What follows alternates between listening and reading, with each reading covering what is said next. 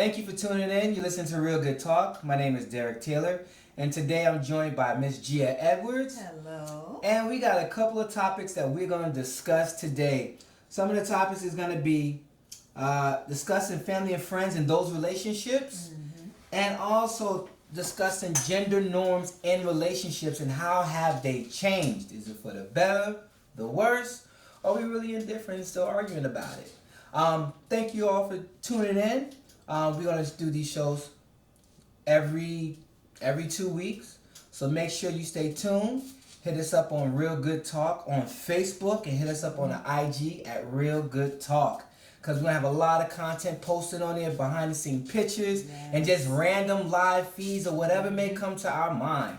And I promise you, these minds got a lot on them. It's going to be interesting. Yeah. Relatable. Yeah. Mm-hmm. I mean, you know, we ain't PG either. Things that everybody's just going through.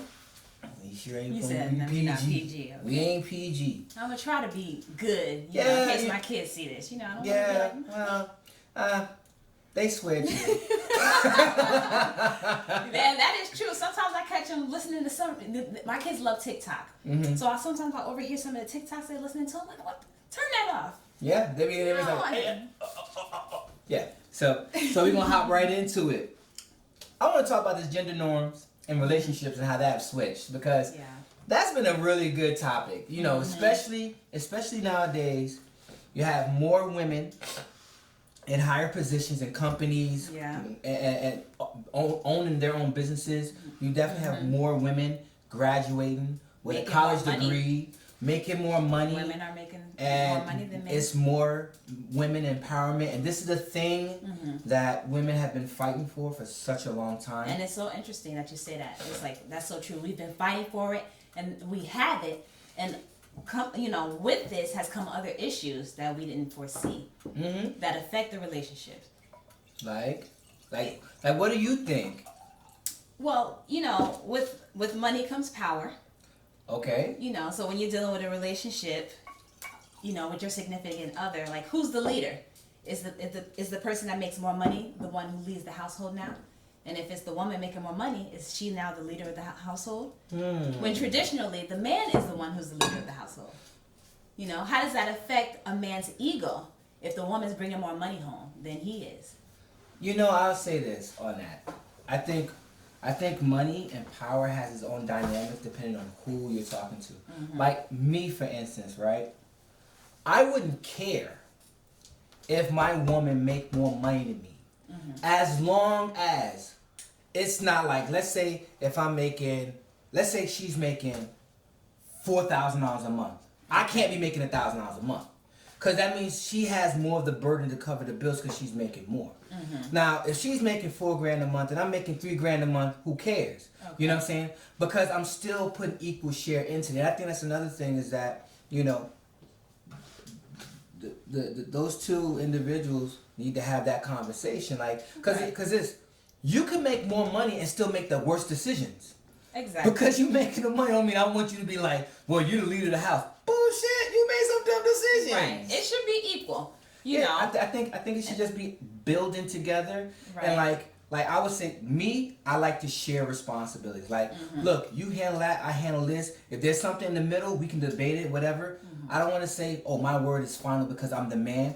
But if we have that kind of understanding that, like, okay, I'll follow your lead. Because some women say, I'll follow your lead. And some dudes be like, I'll follow your lead. But some of y'all be getting mad when the dude is like, babe, I'll follow you. Y'all be like...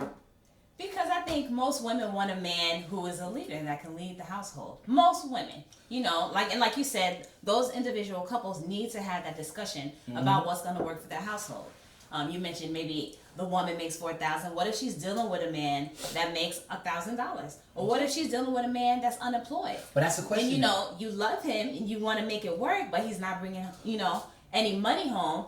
How can that man contribute and still be seen as a man? Well, see, that's now. Then there's a point to that where you can say, when you met him, was he making $1,000? If he was, shut up about it. That depends. You already knew. If he had money and he lost his job, he lost it somehow. That's a different while y'all circumstance. together, you can't kick him to the curb because exactly. So but now that's what I'm saying. It's like at some point you gotta take a responsibility for what you take. Well, I think we just need to. It all boils down to the simplicity of treating the other person the way you would want to be treated.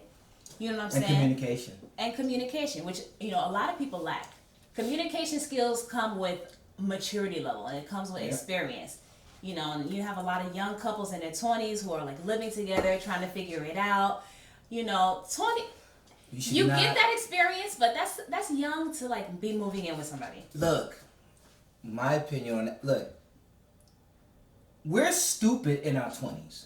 We take all the unnecessary risks. I was smart in my 20s. Well, you're far and few between. But on average, most people in their 20s, especially their early 20s, they're stupid. Yeah. They don't have enough world experience or anything. So they're like, you do whatever. I mean, I remember when I was in my 20s, I was reckless. And then it's like when you hit your 30s, you look at yourself and you're like, what the hell was I thinking? You get it a little bit more together in your 30s. Yeah, so it's like with that, like relationships, like I don't think anyone in their 20s, especially their early 20s, should be taking relationships that serious because they're still growing. Yeah. And with that growth, you'll find these people in these relationships where you might have the guy where he's like, hey babe, I'll be at the house and like, let's say he's self-employed, right? Because people always say I want to start my own business, and we know that that's not easy. It takes work. As long as she understands for at least a minute, she's going to do a lot of the heavy lifting because he's doing a different type of lifting that does take time. Right. Like, don't let resentment start forming. And please, don't be out there with your girls. Be like, well, he ain't no money. If I have a man who's self-employed and he's home, I know where he's at, so I'm not gonna be tripping like that. But the money part, but yeah, it can be difficult when you're young and you're just getting out there and you're trying to get your clientele and figuring out whatever it is product you're marketing, getting the funding for that. That's a team effort anyway. You're right, it is. So 9 times out of 10, she's probably supporting him. They're supporting each other to make it happen together. You're right. If you're in a relationship and you're living with somebody that's an entrepreneur. But sometimes. And in these relationships, especially when the roles get changed, right? Because we all grow up believing certain things, right? Like, I never grew up like the woman's just in the home and the man is the breadwinner. I never, the way I was raised is like, and I practice this to this day, where I believe the man eats last in the house. His job is to make sure everybody in that house that he's taking care of is taken care of first.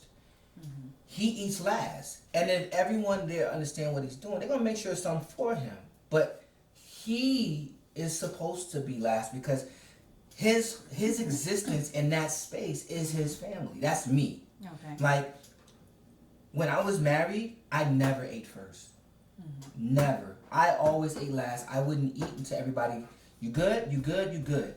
Right. That's just how I am. Because if you're in my space and I'm taking care of you, I want to make sure you're good. I'm going to be all right. But now you got these roles, and that's just me. But now you got these roles where... Well, I came up in a single family household. It was just my mom and me. Same with I knew my father. When I spent the summers with my father, I saw him working. So I did see a man that worked. But, coming up with my mom, it was like she provided. So now I do recognize how it affects my relationships now, where I'm kind of like, I'm so used to doing everything myself. Right. Because at this point in time in my life, I'm a single mother. So I'm so used to doing everything alone that sometimes it's a little awkward to be like, you need any help? No, I'm good. I got this. I'm Superwoman. Yes. So I will admit that I kind of have, the effects of the cycle of the single parent household. And then, not really seeing what it's like, that interaction with, a loving man and a loving woman working together to raise the children. Because in order to make it work, you see that. Yeah. And usually, the couples that are getting married, their parents were married, and their parents are married. So, it's the cycle of that. But I'm working on myself to say, okay, well, you know what? I need help. I can't do everything alone. And it doesn't make me weak to ask for help. No. It doesn't make me weak to accept help. And and I think that's important in gender roles as well. Because I think especially as a black woman, we're supposed to be powerful all the time, no matter what we go through. We hold it together. We never break down. But that's not true. There's moments when I'm like, this shit is hard, and I'm lonely and I need help. You know what I mean? And that's when he is supposed to step in. And traditionally, this doesn't happen, where the man take the stance of, I will be the supporter. Where not like I'm the supporter, because we was always talking, you're the supporter, you provide the money, you pay the bills, blah blah blah. And the woman was the emotional support. But now, women, especially like we were saying, women out there, they're working, so they're getting a lot of the ish that men would get. Matter of fact, y'all even get more ish. So women are coming home angry, and they coming home tired and don't want to be bothered. Yes. So at that point, like with the guy, and he could be working too. I'm not saying he has to be at home, whatever. But it's where we have to now start learning how to juggle our work and our emotions as well as yours. Because you got a lot of these guys, and I see these dudes all the time, where they was babied, and when they get this woman, they want to be baby. They want to be baby, yeah. And now, with the role switching, the women ain't into this baby no more. No. They're like, yo, who are you? I'm not your mother. Exactly. And the dude is going to have to be like, I don't want the same comfort that my mom gave me because you're not my mom. It's a different type of dynamic. And I think that with the role switch, that men have to take a more softer approach. We don't have to always be hard. And it doesn't take away from your masculinity to be like, yo, I feel you. Tell me your problems. And then like, shit, I would say, hey, it don't hurt to cry with your woman once in a blue moon. Now, don't be on something like, oh, crying game. Because then she go look at you like. No, because, a woman wants a man who can handle his shit. Yes. But you got to understand this too, though. Now, this is the gender role switch. Just like you said, a woman handle all that and she can break down. So can he. Yes. Now, this is the other part. Women have to be receptive and understand that they man could be hurting and he may feel that he can't even go to her because of this image that he has to keep. I can keep it all together. All the while he's languishing. Yeah. So it's like. Well, that's where communication comes in. I mean, with some women, like some men, the way they handle stresses, they just keep everything inside. Yeah. And I guess for the fear of feeling like they're not strong enough or that they're going to be seen as weak. But I mean, I think we as a people, we need to take care of our own mental health before we can be good for anybody else, male or female. Well, we're going to always be taking care of mental health. And that's the other thing, too, with mental health. Like, we're going to always have some kind of thing with that, as long as you live in this life. Right. But what I'm saying is that I would hear women constantly say, oh, I want a man that's in touch with his feelings. I want him to be open with me and everything else. And in their mind, it looks one way to them. But in reality, that's not what it is. So when the guy is being open and he's honest, I have literally heard and seen women say, oh, he's too soft. What do you want? Like, what's that fine line between him being not too emotional being for you, emotionally expressive, and when it's too much for whining, and then mind you, when it's too much for you, because even in that mindset that it's too much for you as the woman, you unload on him, but you never think that might be too much for him. I mean, I guess that depends on the woman you're dealing with, because anybody that's in a healthy relationship is going to be there for each other equally. I mean, what if you're dealing with somebody that's just always going through something? How do you deal with that? Because I've had that experience. Wanting to make it work with somebody that's just kind of always going through something. He just always has issues, and I'm there for him. But then he's there for me too. But then sometimes his issues just kind of like taking over. We're out. Can we talk about something other than the issues. Right. You know, it's just all issues. Then the relationship is then the it's issue. like, okay, well, am I here? Are we here together because you're really feeling me, or am I just kind am of I your like, support buddy? am I your Band-Aid? Yeah. You know what I'm saying? Like, am I just here to kind of help you get through your shit? Yeah. You know, and we're here for each other. Right. But there does come a point in time where, okay, you know, if you have so much going on, maybe it's not the time to really be focusing on the relationship. Right. Right. Or let's say you're married and somebody has so much going on. You can't just up and leave them because they got so much going on. Right. You know, how do you work through that to say, okay, well, I love this person. They got so much going on, but it's kind of weighing me down and I'm trying to stay uplifted. They're not always how do you work to through receive it from him. Like, just say dating on the Insta. Let's say Right. you go out. You say you go out, right? It could be a guy. He see a girl, whatever, right? And she could be interested in him in this space, right? Okay.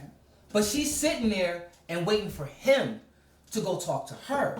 She'll do all these little things like look at him, like she won't put her pride on the line to go talk to him. Well, that's where gender norms have changed, you know. Well, that's one. I don't think that You norm. know, I think it's that's different. a norm that needs to change because like I'm gonna tell you, like you don't know how hard it is to be the guy. I think in this day and age, as a woman, if you are actively seeking partnership or, you know, a significant other, you have to be a little bit more proactive now than you used to be. Yeah, you can't just sit there and wait for him to show up. You can't just be up in the house all day. I mean, now, yeah, you could be in the house and, you know, be scrolling on Tinder and stuff, but then eventually you have to put yourself out there. Tenderly burns. You know, I mean, that's the way of the world nowadays. People are meeting each other online. Yep. You know, people are successful people. You know, not just people that, you know, don't have anything going on for themselves. Oh, I'm gonna find me somebody online. You know, no, because I have friends who are doing that, and it's all hookups. It's nothing serious. But then I know successful people who are getting married from meeting people online. Yeah. So it's a new way of dating. Yeah, and those norms changed, and that's now I would say in that aspect that norm has changed too, because like in that arena, women will be more aggressive because there's no face-to-face interaction. So it's not like that that ego's not tossed out there for the dude to be like, no, sorry. They could just be like, nope, I'll just ignore the message or whatever the case may be. Well, I think a traditional, and every woman is different. You know what I mean? I could speak for myself and say, traditionally, I want a man to approach me. You know, because I'm not gonna be like, oh, you know, oh, you look good, boo. Come holler at me. You know, like that's. I'm gonna tell you, it feels good when a female approach you. It just do, and it's like, yo, that's what y'all be getting. That's what y'all get. I need some of that. No, because it's just this thing that someone It makes is you willing, feel good. Yeah, someone is willing to take an emotional risk of just introducing themselves to you because something about you made them feel you're worth the risk. Yeah. It's not even like the next level stuff. Just that, let me see. And y'all want it all. Y'all selfish. Well, We want some too. In this day and age, women have to do that. Yes. You know, because there's so many women out there, That's way and more there's than us. so few men. Yeah. So it's kind of like, okay, well, as a woman, if you see an attractive man, you're interested in him. You're like, oh, I want to, you know, I wonder if he's got somebody, or maybe it's like you have to. If he's not looking at you, what are you gonna do? And then there's and like I'm gonna tell you, it's so You funny. gotta, you know. There's nice ways to turn people down. Yeah, there are. There are because I've seen. Yeah, no. See, as a woman, I am not. If a man takes the time, if a man takes the time to come to me, and you know says, okay, you know, you're beautiful today, I'm not gonna be like. Like, that's rude. Like, I'm not gonna do that. If a man takes the time to come up to me and be like, you know, how you doing? You're really beautiful. I'm like, oh, thank you. You know, like, I'm gonna engage him in conversation. That might not necessarily mean I'm trying to go home with him. Right. You know, but if he took the time to tell me I'm beautiful, or if he took the time to say hello to me, he didn't have to do that. No. And like you said, that does make you feel good. Yes, it does make me feel good as a woman for a man to be like, oh, you know, you're beautiful today, or you know, whatever. Well, we gotta be careful because. Well, that's what I'm saying. That might get you fired.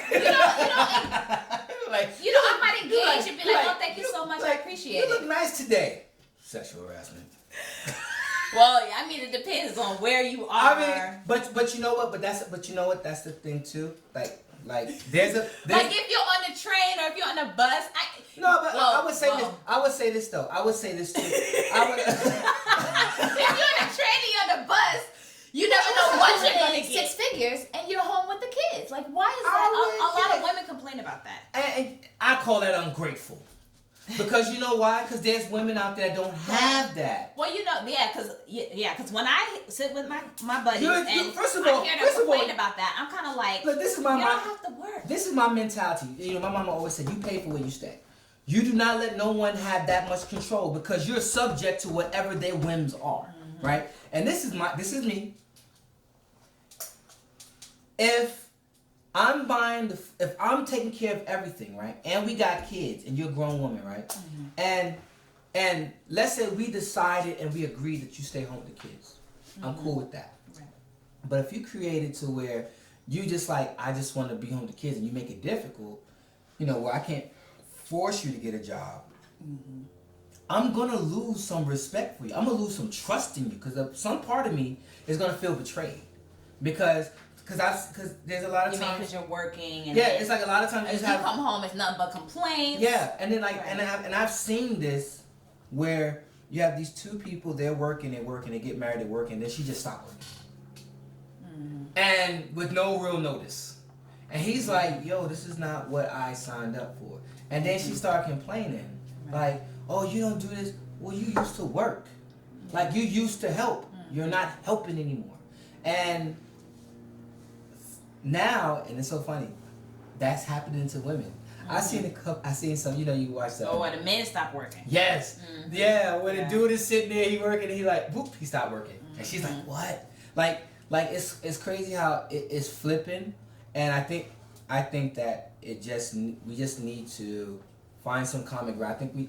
I think in relationships, people need to say, hey, look, we can handle this, you can handle this, I can handle that, and we can just that open line of communication at all times. So I think it's important, you know, like you said, each individual couple work it out based off of what's best for their household, right, without taking on too much of, you know, outside people's opinions, because you know that really weighs heavy on people's relationships. You know, when you go to your girls or when the guys, you go to your boys and you start talking and everybody's kind of putting their 2 cents in, you know, talking about, oh, well, it should be like this or it should be like that. And then you take that home, you know, that might not work for your household. Right. You got to do what's best for you and your partner, and y'all make it work, you know, without getting too much outside. That noise. That goes to the next point when it comes to relationships with family and friends.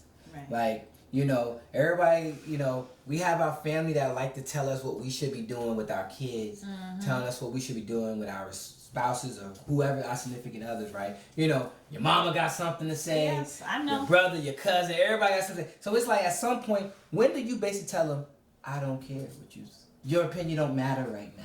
Well, see, I wouldn't say that in that manner, like to my mom or my grandmother, because I had that issue, you know, like sometimes I'm just like, can I be a mom?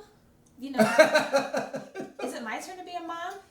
You know, like, you know, I can do this.